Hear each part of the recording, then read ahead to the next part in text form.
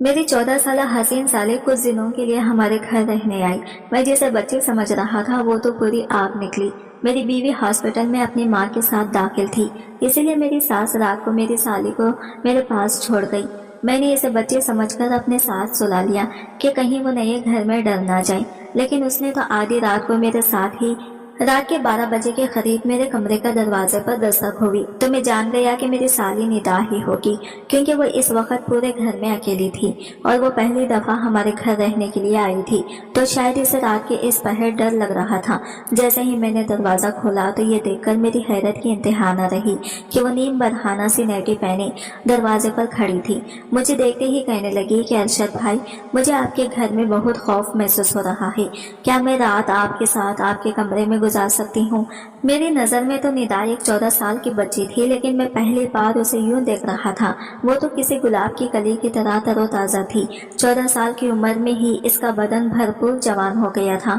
कमरे में मध्यम रोशनी होने के बावजूद भी नीम बरहाना नेटी में इसके जिस्म का हर हिस्सा वाजा नजर आ रहा था। वो मेरी बीवी की छोटी बहन थी। यही सोचकर मैंने इसके वजूद से नजर चुराई और इसे सोने के लिए सोफे पर तकिया रखकर दे दिया और खुद बेड पर लेटकर मोबाइल चलाने लगा। मेरी शादी को 5 साल होने वाले थे और मेरी शादी के वक्त निदा एक 9 साल की बच्ची थी।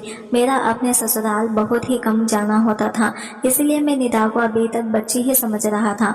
लेकिन मुझे क्या खबर थी कि वो तो पूरी क़यामत बन चुकी है।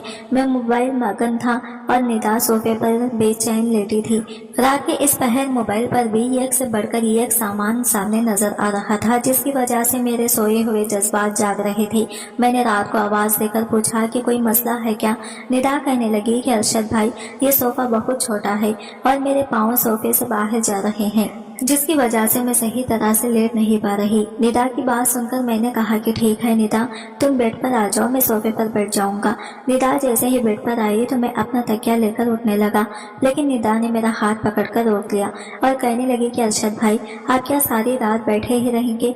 मेरे साथ यही बेड पर सो जाएं, मुझे कोई परेशानी नहीं होगी। मेरे लिए निदा के जिस्म से नजरें हटानी मुश्किल हो रहा था। मैंने बहुत मुश्किल से निदा की बात मानकर दूसरी तरफ करवट बदल ली और मोबाइल चलाने लगा। मुझे पता ही नहीं चला कि कब मेरी आंख लग गई। अभी मुझे सोए हुए कुछ ही देर गुजरी थी कि अचानक ही मेरी आंख खुली और मेरे रोंगटे खड़े होने लगे। मैं सोच भी नहीं सकता था कि जिसे मैं ये कम उम्र बच्ची समझ रहा हूँ वो तो पूरी शराब है। हर गुजरते पल के साथ मेरे दिल में जज्बात का तूफान ठाटे मारने लगा था, लेकिन मैं बहुत मुश्किल से खुद पर काबू पा रहा था। लेकिन फिर निदा ने मेरे साथ कुछ ऐसा किया कि मेरे कदमों तले से जमीन निकल गई और ना चाहते हुए भी मैं इसकी बात मानने पर मजबूर हो गया। मेरी और सबा की शादी को 5 साल गुजर चुके थे और इन 5 सालों में ऐसा कोई दिन नहीं था जब सबा ने मेरी खिदमत में कोई कसर छोड़ी हो। मेरी और सबा की पहली मुलाकात कॉलेज में हुई थी और हम दोनों एक दूसरे को पहले ही नजर में पसंद आ गए थे। हम दोनों को प्यार मोहब्बत का सिलसिला बढ़ते बढ़ते शादी तक पहुंच गया था। जब मैंने अपने घर वालों को सबा के मुताल्लिक बताया तो मेरी माँ ने यह कहकर इनकार कर दिया कि खानदान से बाहर वो किसी सूरत मेरी शादी नहीं करेंगी। लेकिन मैं सबा की मोहब्बत में इतना आगे बढ़ चुका था कि वापसी का कोई रास्ता मुमकिन नहीं था।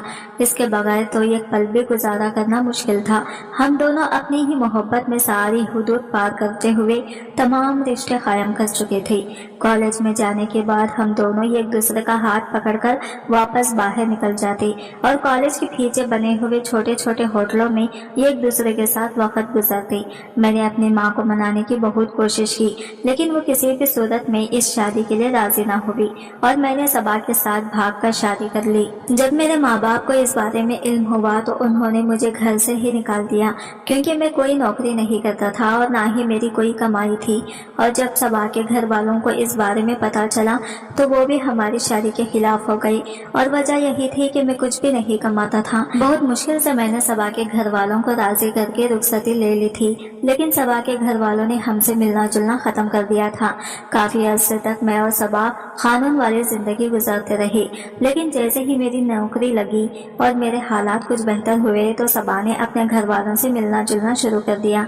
लेकिन अब वो लोग मुझे बिल्कुल भी पसंद नहीं थे, क्योंकि जब मुश्किल हालात थे तो उन्होंने मुझे नहीं अपनाया था और इसीलिए मैं सबा के घर ना जाने के बराबर जाता था, साल में 1 या 2 दफा। इसीलिए मैंने सबा की छोटी बहन निदा को कभी सही से देखा भी नहीं था, ना ही मैं इस बात से वाकिफ वाकिफ था कि वो अब 14 बरस की ये खूबसूरत लड़की बन चुकी है।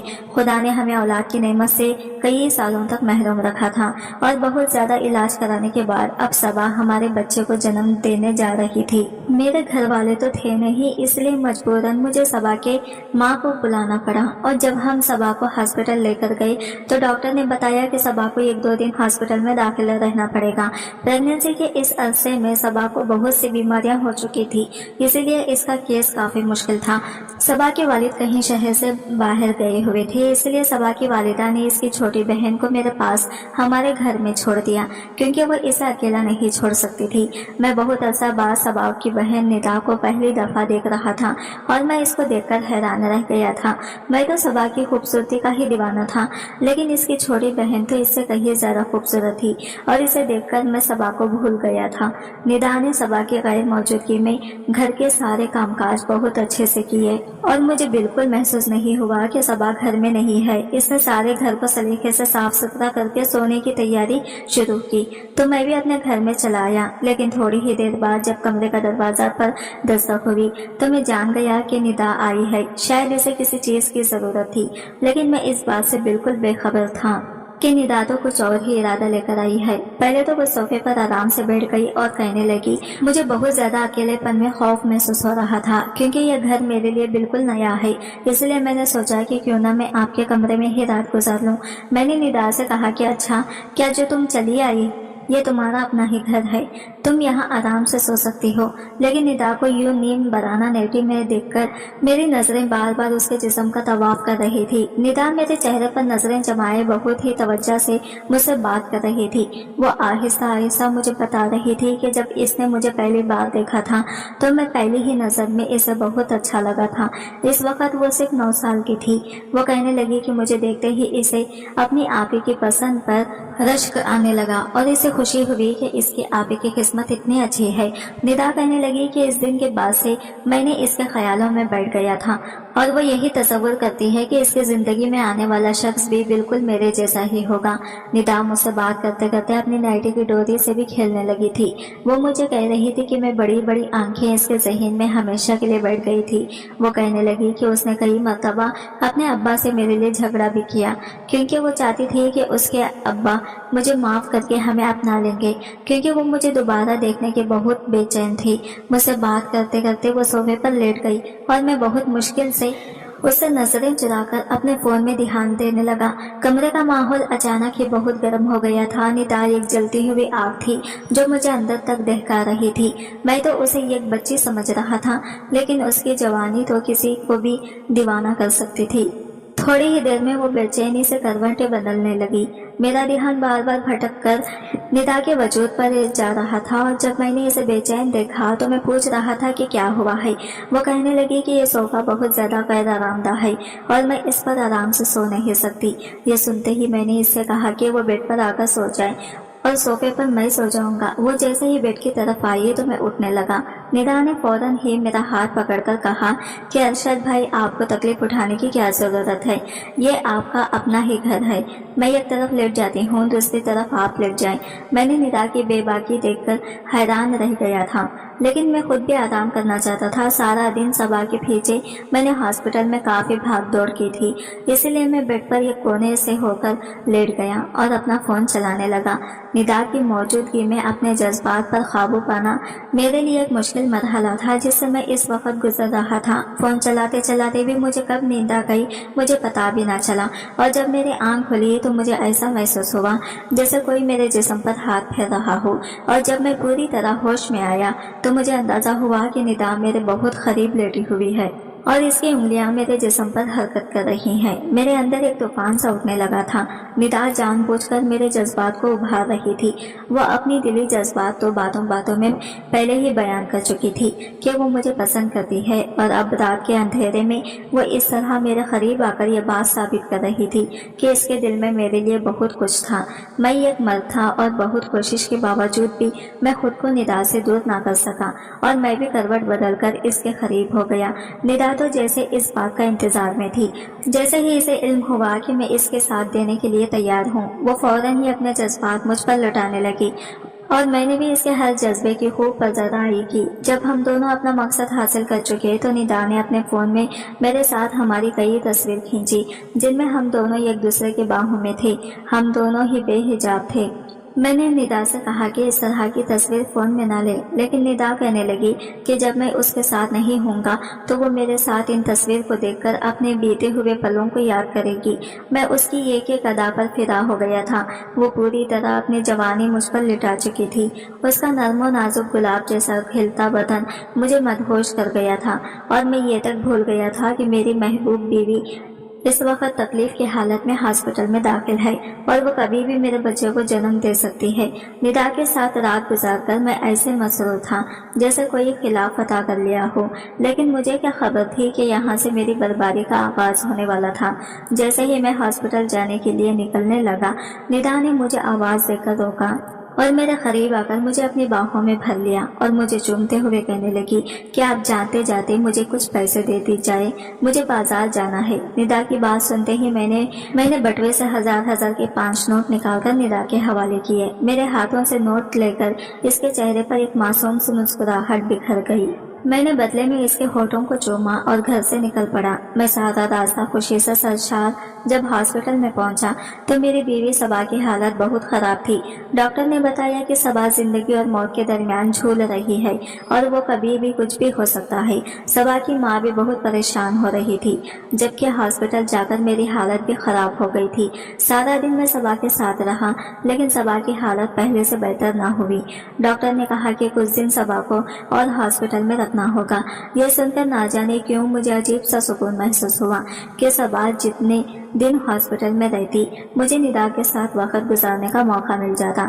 میں نے ڈاکٹر سے کہا کہ میرے بچے کو کچھ نہیں ہونا چاہیے۔ ڈاکٹر نے مجھے تسلی دی۔ میں رات تک ہاسپٹل میں رہا اور رات کے واقعے میں صبا کی امی سے یہ کہہ کر گھر واپس آ گیا کہ ندا گھر پر اکیلی ہوگی، اب مجھے واپس جانا چاہیے، کیونکہ ہاسپٹل میں صبا کے ساتھ کسی عورت کو ہی رکنے کی اجازت تھی، اسی لیے صبا کی امی کا رہنا بہت ضروری تھا۔ میں جب ہاسپٹل سے گھر واپس لوٹا تو ندا بہت ہی خوش تھی۔ اس نے بہت سارے خریداری کی تھی اور وہ مجھے ایک ایک کر کے سارے کپڑے پہن کر دکھا رہی تھی۔ اسے مجھ سے بالکل بھی شرم محسوس نہیں ہو رہی تھی۔ وہ بہت آرام سے میرے سامنے بنا کسی دوپٹے کے بے جھجک گھوم رہی تھی۔ اس سے کپڑے جسم پر اس قدر فٹ تھے کہ سب کچھ واضح نظر آ رہا تھا۔ اس کا گہرا گلا اس کی کھلتی ہوئی رونائیوں کو جھکا رہا تھا۔ وہ بار بار میرے قریب آتی اور میں اپنے ہوش کھونے لگتا۔ اچانک ہی وہ مجھ سے پوچھنے لگی کہ میں صبا آپی کی الماری کھول کر دیکھ سکتی ہوں کیا؟ میں نے ندا سے کہا کہ اس میں بھلا پوچھنے کی کون سی بات ہے، تمہاری آپی کی ہی تو الماری ہے۔ اس نے کہا کہ چابی دے پھر مجھے۔ میں نے اسے چابی دے دی اور صبا کی الماری کھول کر ایک ایک چیز دیکھنے لگی، اور صبا جو کپڑے میرے لیے رات کو پہنتی وہ نکال کر مجھے دکھانے لگی اور مجھ سے پوچھنے لگی کہ اس میں سے آپ کون سا پسند ہے۔ میں نے ایک چھوٹی سی نیلی رنگ کی نائٹی پر ہاتھ رکھا اور اسے کہا کہ یہ صبا پر بہت دکھ پچتی ہے۔ یہ سنتے ہی ندا وہ نائٹی اٹھا کر کمرے سے نکل گئی اور جب کافی دیر بعد واپس آئی تو میری آنکھیں حیرت سے پھیل گئی۔ وہ صبا کی نائٹی پہننے سے اس سے بھی کئی زیادہ حسین لگ رہی تھی۔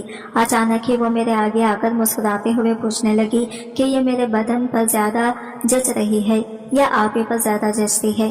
یہ سنتے ہی میں نے اسے اپنے باہوں میں بھرا اور بہت محبت سے اس سے کہا کہ یہ تمہارے دودیاں بدن پر بہت خوب لگ رہی ہے۔ صبا تو یہ پہن کر اتنی اچھی نہیں لگتی جتنی تم لگ رہی ہو۔ میں نے اس کے ہاتھ میں پکڑا موبائل لے کر سائڈ پر رکھ دیا اور خود میں اس پر اپنی محبت لٹانے لگا۔ اسے اس نائٹی میں دیکھ کر تو میں بالکل ہی بے قابو ہو گیا تھا۔ میں سوچ بھی نہیں سکتا تھا کہ 14 سال کی عمر میں کوئی لڑکی اتنی حسین دیوتی بھی ہو سکتی ہے، لیکن ندا تو حسن کی ساری حدیں پار کر رہی تھی۔ اس کا پورا ہی بدن بہت حسین تھا اور میں ہر گزرتے پل کے ساتھ اس پر حاوی ہوتا جا رہا تھا۔ ساری رات اس پر اپنے جذبات لٹانے کے بعد جب میں صبح ہاسپٹل پہنچا تو مجھے پتا چلا کہ میری بیوی نے ابھی ایک مردہ بچے کو جنم دیا ہے۔ یہ سن کر تو میری حالت خراب ہو گئی۔ میری بیوی کی حالت بھی بہت زیادہ خراب تھی اور ڈاکٹر اسے ٹھیک کرنے کی پوری کوشش کر رہے تھے۔ شام تک صبا کی حالت کچھ بہتر ہوئی تو اسے ہاسپٹل سے چھٹی مل گئی۔ مجھے اپنے بچے کا انتقال کا بہت دکھ تھا۔ میں صبا کو سنبھالتے ہوئے گھر لے آیا۔ صبا کو دیکھ کر ندا کا چہرہ اتر گیا تھا۔ اس نے ایک عجیب سی نظر صبا پر ڈالی اور کمرے میں چلی گئی۔ میں نے صبا کو کمرے میں لا کر لٹا دیا۔ میں نے صبا کو कमरे में लाकर लिटा दिया। इसकी अम्मी ने मुझे सबा की दवाइयों से मुताल्लिक़ आगाह किया। मैं सबा की अम्मी के साथ बाहर लॉन्च में बैठा इनकी बात सुन रहा था। जब मैंने निदा को सबा के पास जाते हुए देखा, मुझे कुछ खौफ महसूस हुआ, लेकिन मैं जानता था कि निदा ऐसी कोई बात सबा के आगे नहीं कहेगी। थोड़ी ही देर में निदा वापस आई और अपनी माँ से कहने लगी कि चले अम्मी, अब हम घर चलते हैं, और वो दोनों अपने घर वापस चले गए। मैंने निदा को आखिरी बार अलविदा नजरों से देखा, क्योंकि मैं जानता था कि अब हम दोनों का मिलना बहुत मुश्किल है। निदा को जाता देखकर मैंने एक ठंडी आह भरी थी। थोड़ी देर बाद जब मैं दूध का गिलास लिए अपने कमरे में पहुंचा तो सुबह गुमसुम सी बैठी हुई थी।